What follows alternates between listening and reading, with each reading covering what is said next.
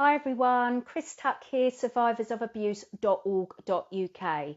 So this video that I want to do with you today is about raising awareness, it's about educating, and it's about all of us, especially parents or caregivers, to be more vigilant when it comes to our children and young people being online. Now, being online is their life now, so we can't change that. We have to work with it. So what I'm going to share with you today is not a one-off. It's not a rarity. It happens every single day, and it is happening more and more. So we all have a duty of care to our children and young people to make sure they don't fall prey to this, to make sure that they are aware of the consequences of being online, to enable them to feel and be safer in all of their digital communications and going on all of these digital platforms. So this is a programme on BBC Two and it's called Tracking a Paedophile. Now, I would urge you to actually go and watch this programme, but if you don't want to watch the programme, I'm going to give you my summary of what went on in the programme and some points of concern, and to just let's continue this conversation outside of this particular video. So, to set the scene, a dad calls the West Midlands Police stating that a 20-year-old man had been sleeping with his daughter. His daughter is 12 years old. The dad confirmed that the last sexual contact between his daughter and the alleged perpetrator was a few weeks ago, but his daughter was planning on meeting the alleged perpetrator again imminently. Now, the programme then cuts to DC Corinne Haton. She said she'd been working in child sexual abuse and exploitation in that team for 8 years, and she said she has dealt with hundreds of cases of children and young people from all different backgrounds and walks of life being groomed and sexually abused and exploited online. Now, in her ABE or VRI, because it's known as those two things, the victim shared that she had been groomed and raped. The alleged perpetrator had been contacting her, connecting with her. Now, let's call this girl Lucy because it's easier and it brings home, really, that the victim is a person, is a 12-year-old girl. So we'll call her Lucy. So he had been connecting with Lucy via Snapchat. The perpetrator, Luke, and that is his name, by the way, told the victim that he was 15 and would Lucy like to meet up with him. Luke had told Lucy he had iPhones, drugs and nicotine. On their first meet-up, they sat in his car and Luke told Lucy he was actually 19 and apologised for lying to her. He gave her a vape but said she had to give him something in return. Lucy said she was skint, and being 12 she would be. Luke said that's not what he wants sex. Luke then pushed Lucy out of the car, pinned her to the car and choked her. Lucy told him she didn't like it and she started to cry, and this is when he raped her. So this is Lucy's testament, her evidence in her ABE or her VRI. Now, I'm really sorry if this level of detail is hard for you to hear, but just imagine what it's like for Lucy. and just take a second, because Lucy could be your daughter, or she could be a young person that you may know. So don't think that just because Lucy is not your daughter or not connected to you, that this doesn't affect you, because it may well do. I hope to God it never does, but let's just be very, very aware here that this is happening every single day. Like I told you, that's what DC Haton has said. Now, we cannot live in denial anymore that child sexual abuse and exploitation, either online, offline, i.e. in person, is not prevalent, that it's not a problem, that it's not an endemic within our society, because it is. As a society, you, me, we all need to wake up that this is an everyday threat to our children and young people, especially in their everyday digital world. Now, DC Haton said, child abuse has always existed, and as victims and survivors, myself included, and many people that I know are included within that, we know the impact of child sexual abuse. DC Haton goes on to say, with the use of social media and the digital age, it's made gaining access to children far easier. So in our investigations, we have to use digital forensics to build the case and solve the crime. So as you might be aware, I'm going to be going in and out of Lucy's testimony that she gave to the police, and also what the officers on the case have done and are saying, because that is the point of conversation that we all need to be picking up on and having more debate, discussion around how to better protect our children and young people online. Now, Lucy had to give her phone to the police for examination.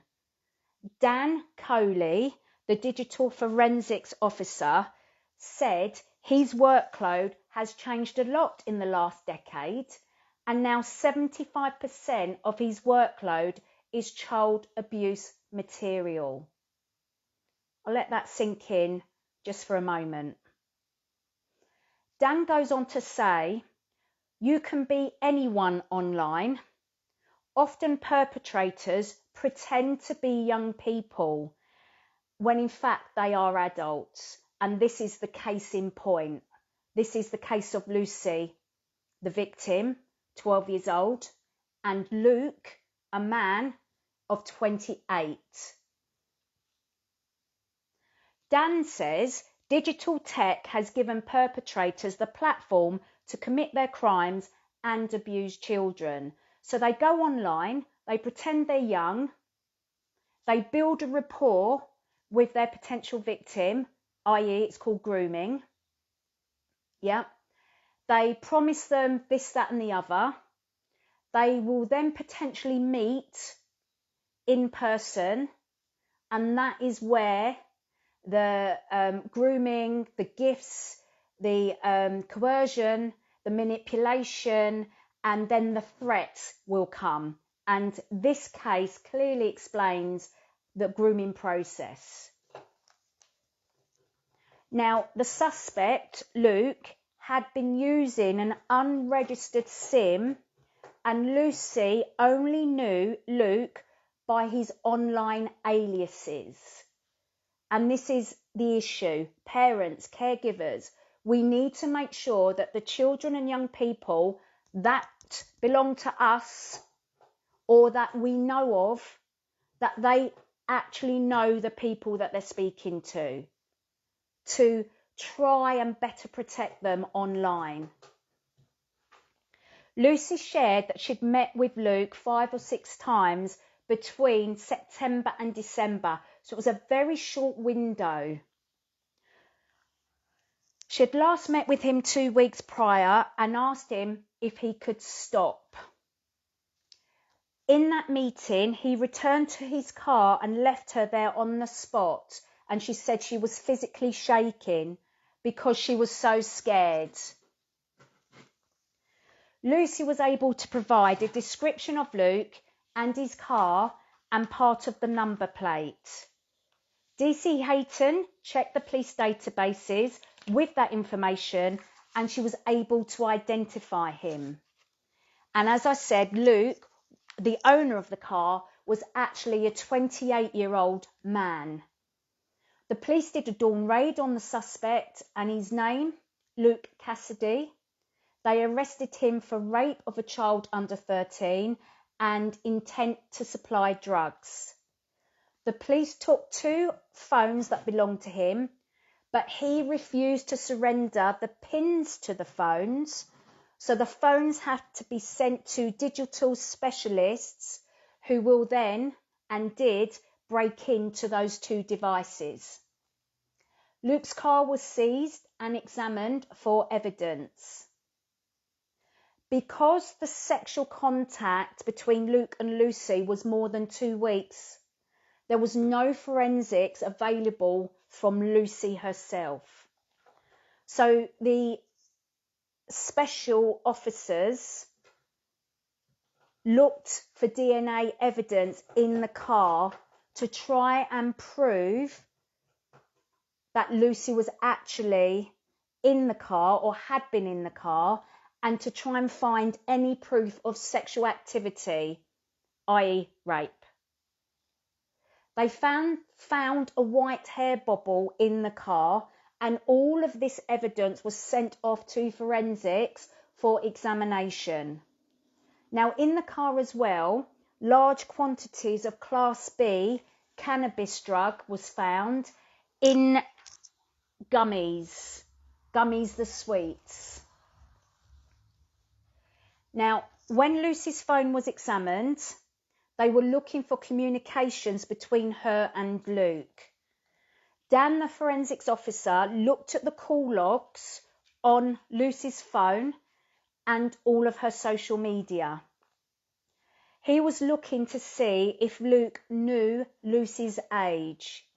He was looking for communications of a sexual nature. He checked for deleted conversations, but unfortunately at that time there was nothing compelling to be found. The forensics in the car showed multiple DNA results. Luke's DNA was present, but not Lucy's. Police, though, were very concerned about the other DNA and were asking, are there any other victims?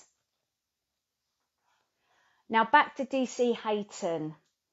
She states that perpetrators often isolate the child victim, and this will silence them from speaking out and or speaking up. And this is borne out in Lucy's interview. She said that Luke knew her passwords to everything. He hacked her account and removed all of her boy mates' phone numbers and details. So there's the isolation. Luke then bombarded Lucy with calls and texts and asked her if she had enjoyed that. He wanted her to love him, marry him one day, and make a porn video with her. Lucy told him she didn't like it and she didn't want to. Luke then replied, well, you have to now because you're dating me. If you do not keep this relationship, I'm going to burn your house down.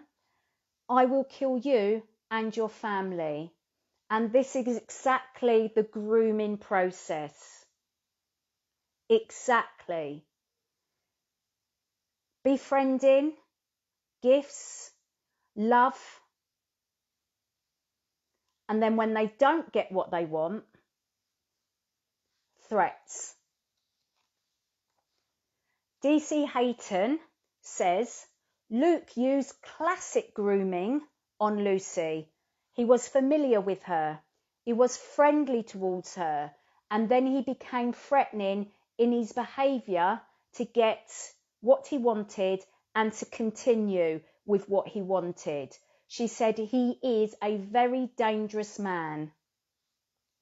Now, part of the police investigation, they went back to the sites of the alleged rapes and they were looking for CCTV, but there was nothing.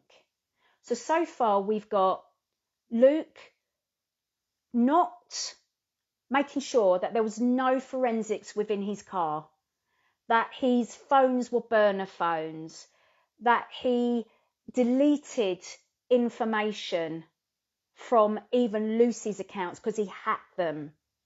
Yep. He took her to places where there was no CCTV around. So this guy knew what he was doing. Digital investigation of the car's in-house sat-nav showed where Luke had travelled to. And there was one match from all of those postcodes. So that was good potential supporting evidence in this particular case. Now, let's fast forward to the interview with Luke. Luke prepared a statement stating that he knew Lucy. They had met on Snapchat 2 to 3 times. He drove her in his car to various locations. He denied he had told her he was only 15. He claimed Lucy said she was 16 and that he had consensual sex with Lucy. He then said, "I submit this statement because I have autism, which affects my memory, and I have additional mental health problems." And then Luke claimed he didn't feel well enough to answer any questions. Your heart bleeds, doesn't it? It really goes out to him. DC Haton said she wanted to ask further questions and she had conversations around Luke's mental health, and it was deemed that Luke was fit to be interviewed. Now, all questions put to Luke regarding Lucy's age, giving her gifts, grooming her, or the threats made to her, all he said was, "No comment, no comment, no comment." Anyway, long and short, he was charged with rape of a child under 13 because of his own statement. He was then remanded in prison whilst the investigation continued. Now, let's go back to Luke's phones. The expert couldn't get into one of the phones. They were fake iPhones. But the expert was able to extract the data from both of the phones, and very sexualized conversations were found on those phones. Indecent images of children were found on those phones. A conversation about a victim's age was clearly found on those phones. Now, whilst this investigation was ongoing, another non-recent case came to light, and it was another young girl, aged 13, that Luke had propositioned sexually. The police investigated that further. Before taking all of this evidence to the CPS, the police went back to interview Luke in prison. And guess what? He offered no comment to all of his questions. But on the mobile phone of the second victim, the expert found sexualized conversations on the Snapchat account. All of this information was passed to the CPS. The programme then fast tracks. Luke's trial lasted for 6 days. He pled guilty to 1 count of rape and possession with intent to supply Class B drugs. He pleaded not guilty to 1 charge of online grooming and a further 5 rapes. Guess what, peeps? Justice worked in this case. He was found guilty of all 8 charges. And guess what? Justice was served in this case. He got 20 years. And as of June 23, so right now, the police have uncovered 14 more potential victims. So that is the case of Luke and Lucy. Lucy is a made-up name. That's the name I've given this victim because it's just easier to talk about her. This is a programme on BBC Two called Tracking a Paedophile. So even though the grooming took place online, the actual sexual abuse took place offline, in person. So we're going to find that there are some cases that happen all online, the sexual abuse and the sexual exploitation, because children and young people may have been groomed to upload nude pictures of themselves or doing sexual acts to themselves, whatever the scenario is. So it could all be online. However, it's still child sexual abuse and exploitation, okay? Or it could be hybrid, like I've just explained in this case, or what still goes on, and we know that most sexual abuse happens within the family home environment network. It could be person-on-person abuse, yeah? None of it's right, as we know, and all should be prosecuted.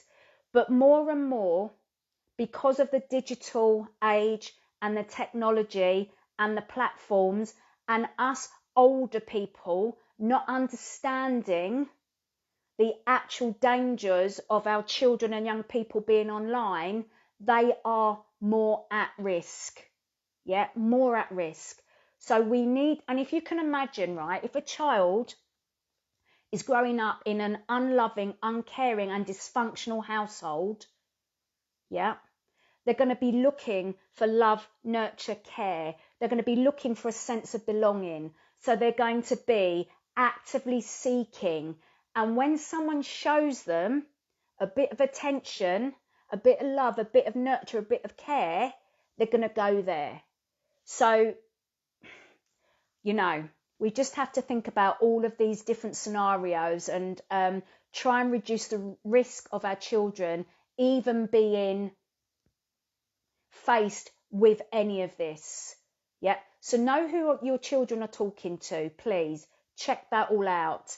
I've even come across a case locally where 2 children, teenagers, were talking to a man online, and the mum was very concerned and said, "Do you know him?" And they went, "No, we've just met him online, we're just chatting to him." And the mum went berserk. Yeah, so it's prevalent. We need to make sure that our children and young people are aware of the dangers, are educated, and if anything untoward does happen, that they know that they can come and talk to a safe adult that is going to do something about them, about the situation, about it. Not going to penalise the child or young person, because it's not the child or young person's fault that this is happening to them. Yeah, and they won't open up and share what is going on if we go at them and say, well, you know, you shouldn't be doing this, shouldn't be doing that. That won't help. That won't work. So educate your children, make them aware, yeah, and if anything untoward does happen, hopefully they will have the courage and know that they will be supported in any disclosures that they make to you. Yeah. So any questions, guys? So let me just read some of your comments. Is this a 12-year-old girl being abused now? Sorry, just joined. Shell, it was a case of a 12-year-old, yes. Yeah, so I've explained all of that case now. Let me read. April Jones' case says it all. She still has not got the law in name. Coral has fighted so hard for this. It needs to put in place to stop online crime of children. I'm not quite sure what you're trying to say there, but conveniently didn't feel well. Yeah. I tried so hard to get justice for me and all the others. The police refused to go to the CPS, stating I must have enjoyed it. Mark, me and you have had conversations about your case, haven't we? Like online with what you've shared with me. And that, just the fact of what you're saying there, you must have enjoyed it. It's absolutely disgusting. So sorry. Yeah, and Shell says, one officer told me I would be charged with incest if I continue to go home. Some officers just do not understand what they are saying and the implications of what they are saying. They just don't understand. But, you know, we are all here trying to change all of this, busting the myths, sharing the realities, and making sure that children and young people who come forwards today have a different response and a different outcome to what we had. Yeah, it's just, yeah. Anyway, so I wanted to bring that case to your attention, just in case you don't want to watch the programme, but at the same time, it's up to every single one of us, especially if we're a parent, especially if we're a caregiver, especially if we are in a profession where we work with children. We need to understand the dangers, we need to make everyone aware, and then we need to respond appropriately. And we also need to know, guys, what grooming is, what a groomer looks like, and I've done lots of myths and reality 90-second videos on my page for you to check out if you want to know more about all of that. So that's me for today. I will read your comments and come back to you, and if you feel like you can share this video, then please do. Thank you. Bye for now.